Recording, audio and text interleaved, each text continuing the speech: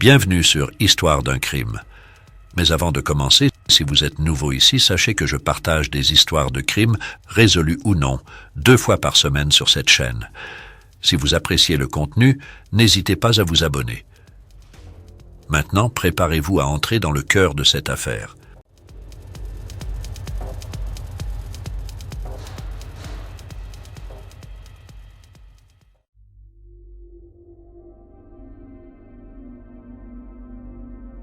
Notre histoire commence dans la pittoresque baie de Galveston, au Texas.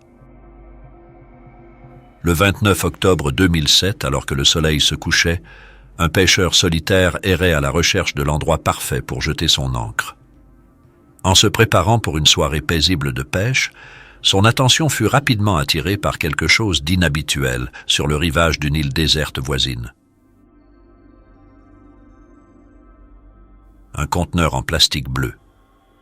Sa curiosité piquée, il décida d'aller voir de plus près.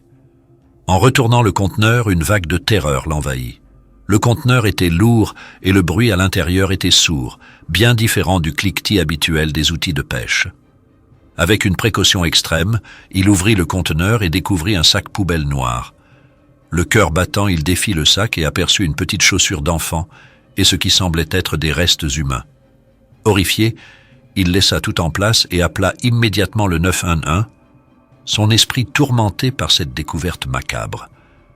Le pêcheur, figé par l'horreur de sa découverte, resta sur place jusqu'à l'arrivée des autorités.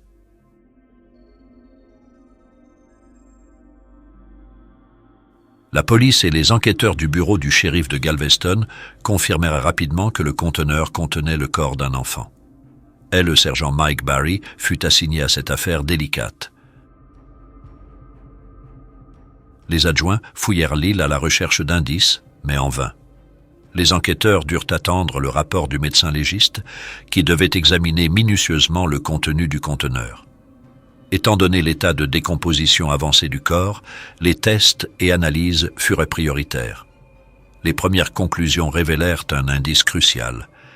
La petite fille, âgée entre 2 et 5 ans, n'était pas morte accidentellement.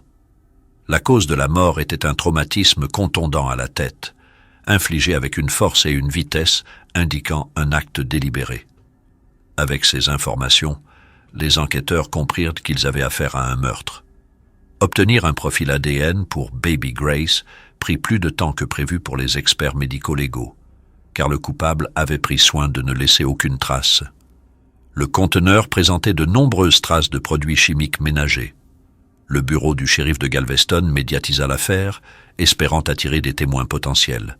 Cependant, ils se retrouvèrent rapidement dans une impasse et ils se tournèrent vers le FBI. L'agent spécial Don Gay, réputé pour son expérience dans la région de Galveston, fut appelé à la rescousse, accompagné d'autres agents du FBI. Ils commencèrent par interroger la garde côtière pour comprendre comment le conteneur avait pu se retrouver là. Était-il jeté d'un pont ou largué d'un navire? La garde côtière locale expliqua qu'il était impossible de le déterminer, étant donné la proximité du chenal de navigation de Houston, fréquenté quotidiennement par des navires internationaux. La petite fille pouvait provenir d'un autre État, voire d'un autre pays. Pendant ce temps, les enquêteurs du bureau du shérif de Galveston cherchèrent dans la base de données locale des personnes disparues, mais aucune correspondance ne fut trouvée pour un enfant. Malgré cela, les agents du FBI restèrent optimistes, refusant de croire que l'absence de rapport de disparition impliquait nécessairement les parents dans la mort de l'enfant. Les agents du FBI décidèrent de faire appel aux médias internationaux pour diffuser l'histoire de l'enfant à travers le monde. Le médecin légiste contribua à l'enquête en créant un croquis représentant l'apparence probable de l'enfant qu'ils ont appelé Baby Grace. Ainsi, une image de Baby Grace fut diffusée. Une petite fille aux yeux bleus, cheveux clairs, bouclés et mi-longs, vêtue d'un t-shirt rose, d'une jupe et de chaussures de tennis blanches, avec des motifs roses. Le FBI reçut même un appel du Portugal concernant Madeleine McCann, une fillette de 4 ans du Royaume-Uni qui avait disparu. Cependant, l'ADN de Madeleine ne correspondait pas au profil de Baby Grace. Lors d'une conférence de presse, le bureau du shérif présenta les petites chaussures trouvées avec le corps et un croquis du visage de la fille, espérant une avancée. Suite à cette médiatisation, la ligne téléphonique dédiée à Baby Grace reçut plus de 1000 appels dans les premières 48 heures. Les appelants comprenaient des parents ou amis d'enfants ressemblant au croquis, des parents impliqués dans des batailles pour la garde, des grands-parents séparés de leurs petits-enfants et des voisins inquiets.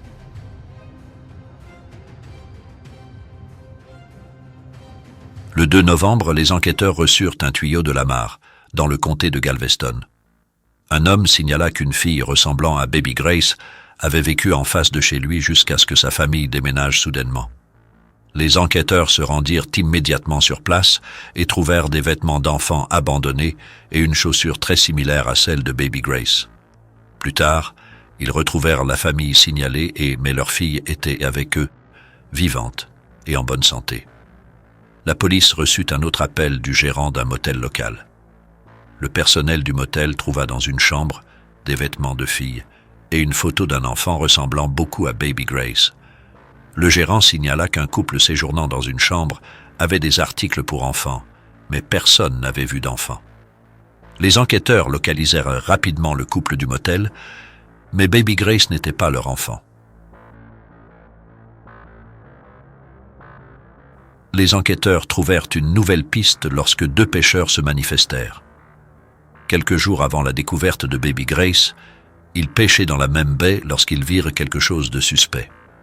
Tard dans la nuit, une vieille voiture remorquant un bateau arriva au quai de Hitchcock.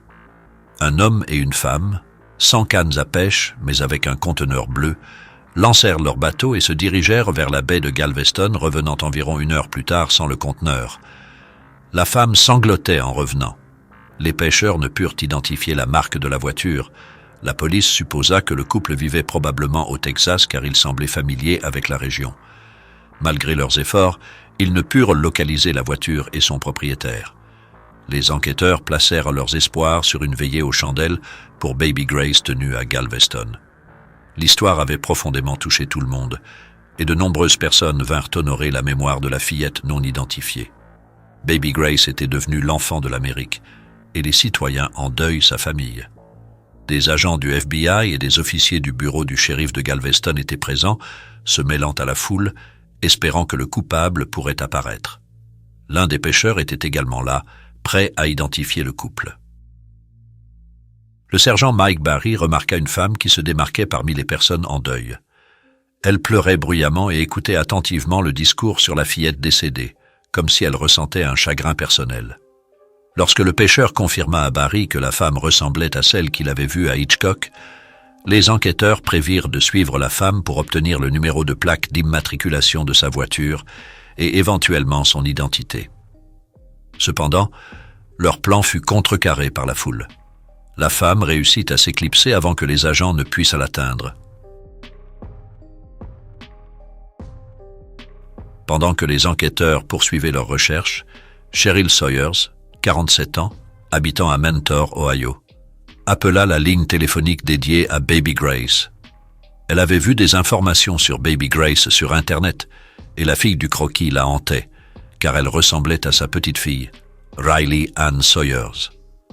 Le haut rose, la jupe et les chaussures de tennis violettes avaient particulièrement attiré son attention. Elle se souvenait vivement d'avoir acheté cette tenue pour sa petite fille de 2 ans. Cheryl choisissait personnellement presque tous les vêtements de Riley, et lorsqu'elle faisait les courses ensemble, Riley choisissait toujours des articles roses et violets. Cheryl, qui avait vécu avec elle depuis sa naissance, n'avait pas vu la petite fille depuis plusieurs mois. La mère de Riley, Kimberly Dawn Traynor, avait été mariée à Robert Sawyers, le fils de Cheryl. Même après leur séparation, Kimberly et Robert continuèrent à vivre dans la même maison. Robert commença à sortir avec une autre femme, qu'il épousa plus tard. En octobre 2006, alléguant des violences physiques et ayant déposé une accusation de violence conjugale contre Kimberly, Robert quitta la maison. Malgré le déménagement, Cheryl et Robert continuaient à passer du temps avec Riley jusqu'à ce que Kimberly et Riley disparaissent soudainement. En mai 2007, Kimberly et Riley déménagèrent à Spring, au Texas. La famille Sawyers découvrit plus tard que Kimberly avait épousé un homme nommé Royce Ziegler, le 1er juin 2007. Kimberly avait rencontré Royce en jouant à World of Warcraft, un jeu que Robert Sawyers lui avait présenté et auquel elle consacrait beaucoup de temps et d'énergie. Le 10 novembre, les officiers se rendirent à la maison de Royce. Après une attente, Royce Ziegler arriva avec Kimberly Trainor. Les enquêteurs, incertains que Riley soit Baby Grace, voulaient vérifier. Royce s'identifia facilement et confirma qu'ils avaient une fille nommée Riley, mais précisa qu'elle ne vivait pas actuellement avec eux. Il expliqua que les services de protection de l'enfance de l'Ohio avaient appris Riley Ann Sawyers en charge suite à de fausses allégations de négligence. Kimberly soutint cette version et fournit une lettre prétendument envoyée par l'agence de l'Ohio. Sceptiques, les détectives contactèrent le CPA de l'Ohio pour vérifier leurs soupçons. Comme prévu, ils n'avaient pas pris Riley en charge et n'avaient envoyé aucune lettre à Kimberly.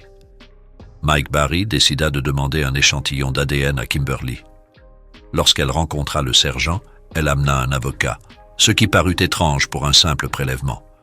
Cependant, Kimberly commença à parler et révéla bien plus d'informations. Wiley is Baby Grace. He decided to stay home from work. He really wanted to stay home and make sure I was disciplining Riley. He said, we need to break her. She screamed. She had a belt whooping. She got her head shoved into a pillow. He wanted me to shove her head underwater. And I found myself doing that and hitting her with the belt because that's what he was doing. It just seemed like it went on and on and on. Riley et Baby Grace, dit-elle, avant de raconter ce qui était arrivé à Riley. Elle expliqua que Royce avait l'habitude de punir la fille pour tout mauvais comportement. Apparemment, il en avait assez de ce qu'il considérait comme le mauvais comportement d'une fillette de 2 ans. Royce insistait pour que Riley dise « Monsieur » et « Madame » aux adultes, ainsi que « S'il vous plaît » et « Merci », et croyait que les châtiments corporels étaient le meilleur moyen de discipliner un enfant. Ainsi, le 25 juillet, il décida de rester à la maison pour discipliner Riley. During this, she said, I love you, and it stopped for a brief moment. She said that to him. And she said that to me. I think she said that to him. It looked like she didn't have control over her legs anymore. So he held her for a little bit, and he tried to get her to stand a couple more times. But she couldn't. I could just feel her going cold. And we had a heating pad on her because we thought she was so cold from the ice. You know, but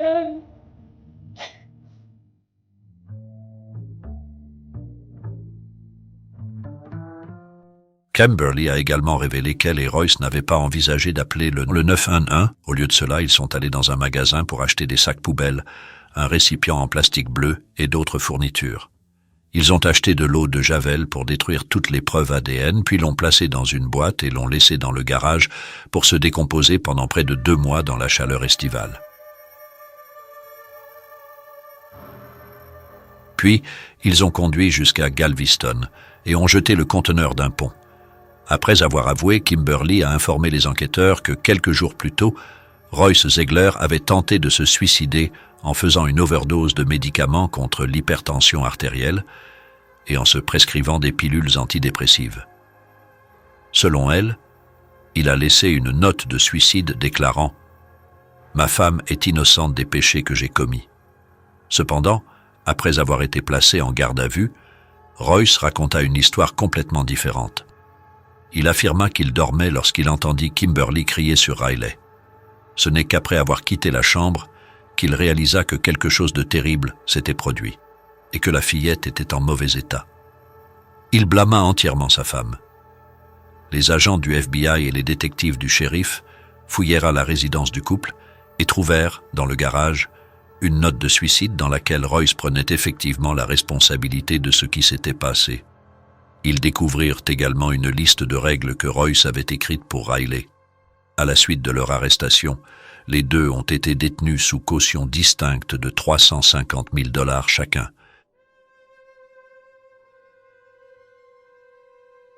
Ils avaient d'abord été accusés de blessures à un enfant et de falsification de preuves.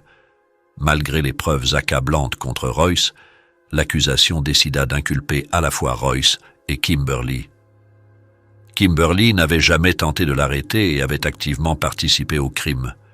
Les experts suggérèrent que Kimberly avait agi par peur de perdre son mari, souhaitant préserver sa vie avec lui. Cependant, la détention n'empêcha pas Kimberly de donner naissance à un autre enfant en attendant le procès qui fut retardé en raison de sa grossesse, et il a été reporté jusqu'après son accouchement en janvier 2009.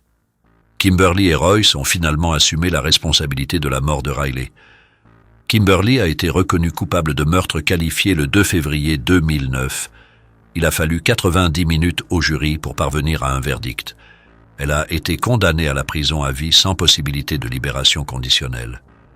Royce a été accusé de meurtre et de falsification de preuves. Le 6 novembre 2009, il a été reconnu coupable et a été automatiquement condamné à la prison à vie sans possibilité de libération conditionnelle. La sentence était automatique parce que l'État n'a pas demandé la peine de mort.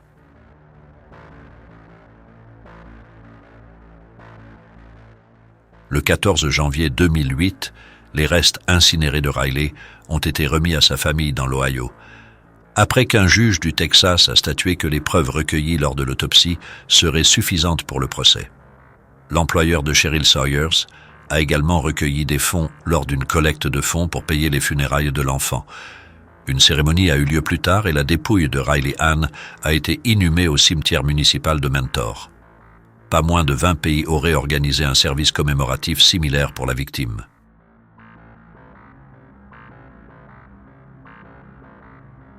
Mes chers amis, nous voici arrivés à la fin de notre récit. J'aimerais connaître vos pensées sur cette affaire. N'hésitez pas de partager votre avis en commentaire. Et pour d'autres histoires captivantes de crimes réels, n'oubliez pas d'aimer, de partager et de vous abonner à la chaîne. Merci.